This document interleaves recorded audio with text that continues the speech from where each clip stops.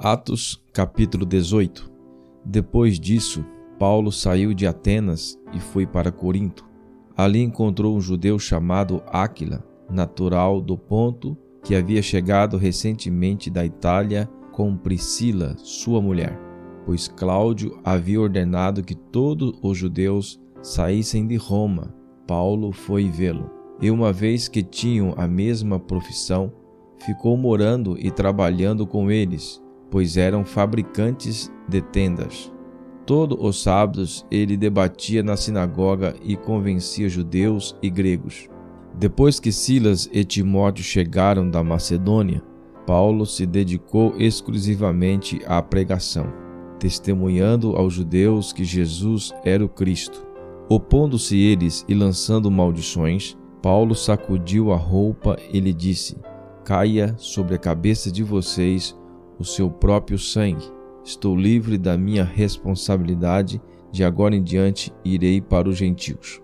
Então Paulo saiu da sinagoga e foi para a casa de Tício Justo, que era temente a Deus e que morava ao lado da sinagoga. Crispo, chefe da sinagoga, creu no Senhor, ele e toda a sua casa, e dos coríntios que ouviam, muitos criam e eram batizados.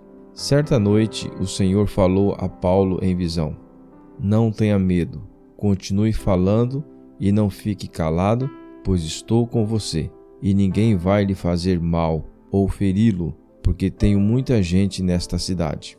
Assim Paulo ficou ali durante 1 ano e meio, ensinando-lhes a palavra de Deus.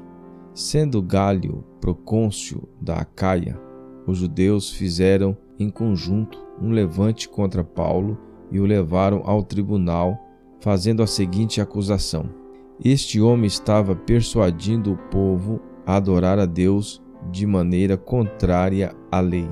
Quando Paulo ia começar a falar, Gálio disse aos judeus: "Se vocês, judeus, estivessem apresentando queixa de algum delito ou crime grave, seria razoável que eu os ouvisse.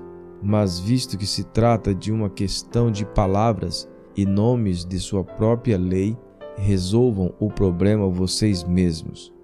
Não serei juiz dessas coisas." E mandou expulsá-los do tribunal.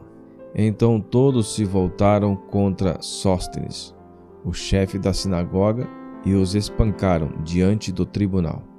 Mas Gálio não demonstrava nenhuma preocupação com isso. Paulo permaneceu em Corinto por algum tempo. Depois despediu-se dos irmãos e navegou para a Síria, acompanhado de Priscila e Áquila. Antes de embarcar, rapou a cabeça em Cencreia, devido a um voto que havia feito. Chegaram a Éfeso, onde Paulo deixou Priscila e Áquila. Ele, porém, entrando na sinagoga, começou a debater com os judeus. Pedindo eles que ficasse mais tempo, não cedeu. Mas ao partir prometeu: "Voltarei, se for da vontade de Deus." Então, embarcando, partiu de Éfeso. Ao chegar a Cesareia, subiu até a igreja para saudá-la e depois desceu para Antioquia.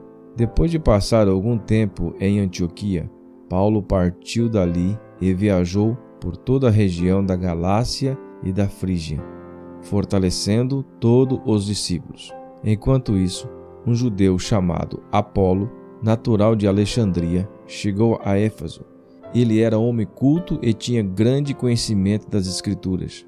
Fora instruído no caminho do Senhor e com grande fervor falava e ensinava com exatidão acerca de Jesus, embora conhecesse apenas o batismo de João.